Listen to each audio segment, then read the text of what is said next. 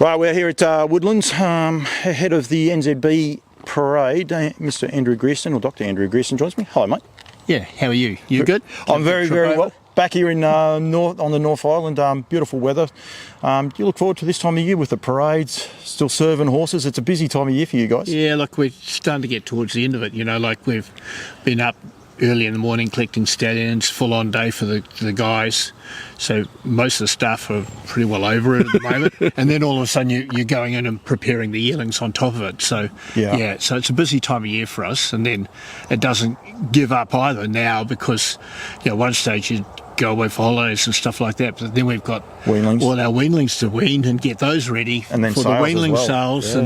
And then we have a bit of a breather over winter and back into the season again, which is a novelty for the start, and by the time it gets to here, it's not. Yeah. That's how it works. It goes around. We will touch on the stands in a second, but 35 yearlings being offered up by Woodlands. Your brand stands on its own. I'm lucky I get to promote it, but the winners that you guys get year on year, you excited about this year's draft? Yeah, look, we've got a really good draft, and our feedback so far from people who've seen the horses have been really impressed with how they are, and you know that's a full credit to our staff. Yep. You know, like obviously Tony Grayling at the top and Kelly Blakemore, who's in charge of the yearlings and second in charge, and then the whole group of girls and a couple of guys that work in the stud as well. Yep. And just attention to detail. And it doesn't just start at the time of the sales. It goes all, you know, like right from when they're born. We have blacksmith in every so often going through and checking on those and the vet and making sure the legs are right. And then over winter, the blacksmiths there every month going through all the horses that are going to the sales and making sure they're all correct. And the few fillies that we retain as well, the same deal. So it's all. And then we've got a nutritionist who helps us. So it's all part of the whole thing and making sure they're right. It just doesn't happen by accident. No, but it's a full credit to the staff. And doing it professionally, that's why the winners come from here are not a mistake. I mean, there's a reason, because they've been looked after from day dot. Yeah, you have less attrition. So if you're breeding the horse that you like, and it may not be born absolutely perfect, there's a lot you can do. In the early stages of their life to get them there. We could go through each of the yearlings. We won't, because that'll be getting covered off in the next few months. One, we've got to make sure people are aware that they are selling on Saturday the 15th, and we want people to be aware of that here at Karaka, or just down the road at Karaka. So anyone from Australia wants to be here, make sure they're aware. One, it's a Saturday. Be here on the Friday. There's a parade in the morning, early in the morning, but that parade, I think people will be able to watch it later on as well, so they'll be able to see them. If people want to get out and inspect these horses, they're not going to be here for the parade today. Get in touch with you guys. Yeah, look, obviously we've got people coming through the stud and looking at horses between now and when the sales go on. We anticipate we'll get our horses down on the Thursday, maybe the Wednesday before the sale. And I think originally it was gazetted that we were going to have the parade for the whole draft of horses at the sales on the Saturday, and that just wasn't going to be realistic by the time you had people who want to look at horses and then have that parade. So it was slotted back to Friday. Make it on the Friday. And just gives more time. And some people won't be able to get there, but they would have done the homework and talked to a few people, and they can come out on Saturday and then the sales there and whatever works for them. If you're a Kiwi, it really, they should be coming, make the effort to come. If you're on the South Island, come up one day for the North Island and get around to all the farms and have a look at them, because you do see them in a different light. Some horses, they'll go to the sales and they just take it in their stride, they just relax. They're probably a bit more relaxed than maybe what they are at a farm, and then other horses stir up the other way.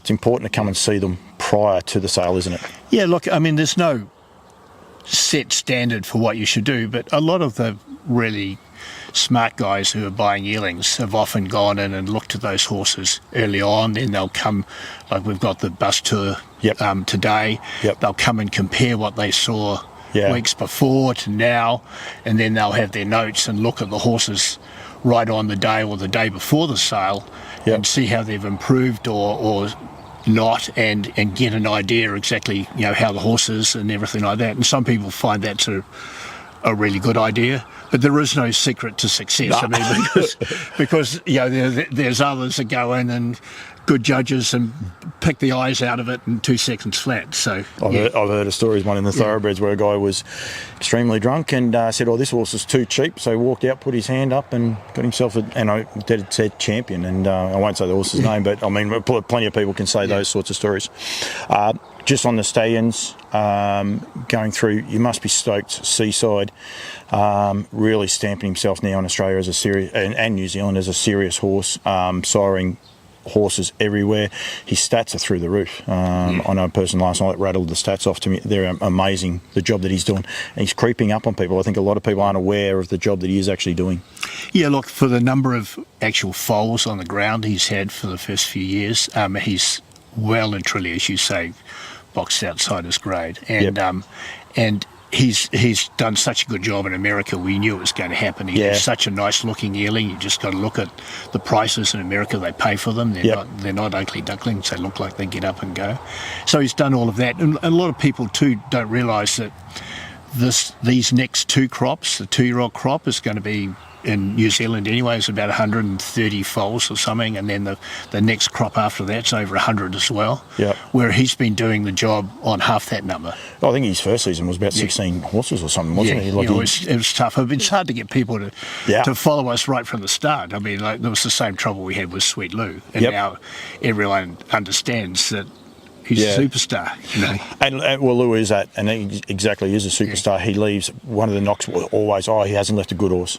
He leaves good horses, he leaves average horses, he fits the mark, he does fillies, colts, 2-year-olds, as I said, 2-year-olds right through, and even now starting to see him in the broodmare band, crossing back over Bettor's Delights and those things, and they're well and truly sought after. Like, he's been a great I suppose, influx, if you like, for Australian and New Zealand, breeding, that outcross that you guys said about, and it has well and truly worked, that's for sure. Yeah, look, I mean, we put our money in the right direction there, that's for sure. And it was a gamble at the start, and we were wondering whether we were going to get out of the hole because, I think in the first crop, we bred 3/4 of the foals that were on the ground. Yeah.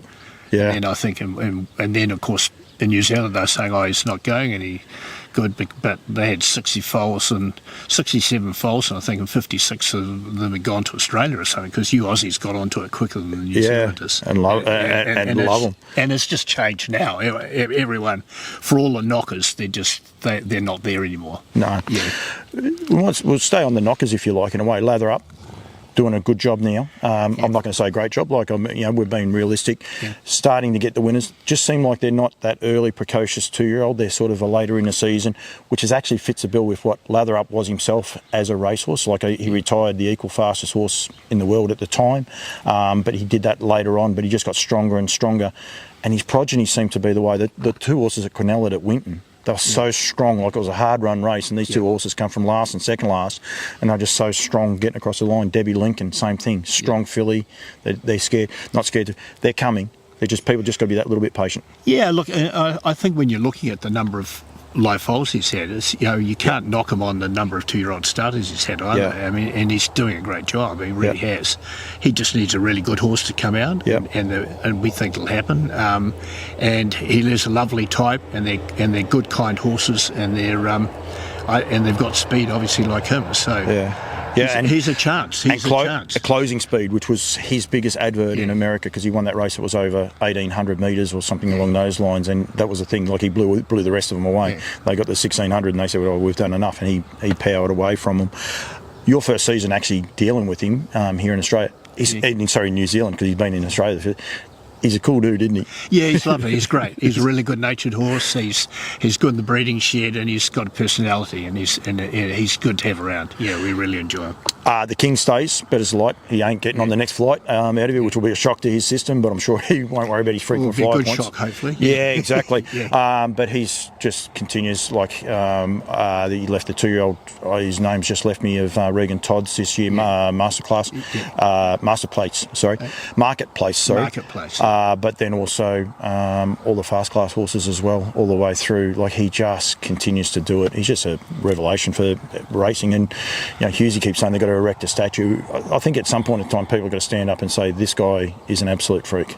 Yeah, look, and we're very grateful that the Americans were happy for us to leave him down here in the twilight of his year, and it's great. I mean, he's just such a, as you say, such an important horse for the whole industry on both sides of the Tasman and everywhere else as well. And so it's a big responsibility to look after him. And he's everyone loves him here, that's for sure. Talking to a very well-respected stud master in Victoria, and he said, like, you could never see a horse that could do, one, the numbers when there was open books, and still leave the winners, and then his longevity. Like, he's 25 years of age and he doesn't even know it, and his numbers. And I know, doing a thing with you earlier on this year, you were saying about his fertility, and it's just through the roof. Like, he's such a rare stallion, and we need to embrace him. What the hell, the trotters? Trotters are a hard market. They're a hard market in Australia, they're a hard market in New Zealand. I mean, they are getting bigger, but as far as when you're breeding them, it can be a long, slow, monotonous process, if you like. He's just doing an outstanding job. Love Me Too's just starting in Australia. I know Chris Finozio's got big raps on him. He was terrific in the Aldebaran Park Murray Mile. I think he ran 4th. Only just got beat. He's a lovely horse. Bet and Win, Stacey. Yeah, Stacey and David do a great job there. He's left 3 Derby winners. He's doing the job. People just need to sit up and be aware of the job he's doing. His stats are through the roof, actually. Yeah, we were pretty disappointed with the number of mares we actually got to him for this year. Yeah. But as you rightly point out, it is a really difficult market. Yep. And I suppose we're, both sides of the Tasman, we're looking for help and incentives to get breeders to breed, because, probably even that trotting market, it's even harder than in the pacing. And so the numbers being bred is very, very difficult. It's very hard to be a commercial breeder of trotters. It's actually funny, because here in New Zealand, especially down south, they saw Kiang Sahara this year, Bet and Win. The engagement these horses, the trotters seem to get over the paces, and I don't want to downplay the paces. People seem to gravitate and love a trotter. Yeah. Yet people don't want to breed them. They don't want to. It's a really strange market, isn't it? Yeah, and I think when you look at the horse of today compared to even decade or two ago, where it was hardly a race where you wouldn't see just about every horse break at some stage and things like that. Now the quality of the trotting that we've got through the size that we've had access to, and it's just been fantastic. And of course that's what makes everyone go wow when they see a trotter go the whole way, and it's just, and so I think it's an important part of our whole industry. It's just very, very tough on the breeding side. On the breeding side, I wear a few hats. A couple of the guys are trotters, and they say the same thing. Like, it's tough going. That's basically all you can say. It is tough going. I could talk to you forever. We want to promote the sale, make sure everyone's aware that it is here on February 15th at Karaka, which is a Saturday. Make sure you're aware of that. The parade is on the Friday. Get across here on the Thursday. I think there's a good night of racing on the Friday night, back to the races on the Saturday. So it's very, very important for Woodlands, but also support Woodlands. Andrew, thank you. Really appreciate time. I could chat to you for a long time over a lot of things, but just basically we want to make sure people are aware that this sale is on, and get in touch with you guys. Yeah, look, and I think also you need to mention the fact that New Zealand bloodstock have been it's a revelation for us in New Zealand, and just access to information and to be able to get organised for the sale. You just have to call them and get them, and they'll be more than happy to get you sorted. Yeah, well, and everything, and so and we need everyone. Even if you're not bidding, good to watch. Yeah, exactly. Exactly. Get more people here. Andrew, thank you very much. Really appreciate it. Thank you. Cheers.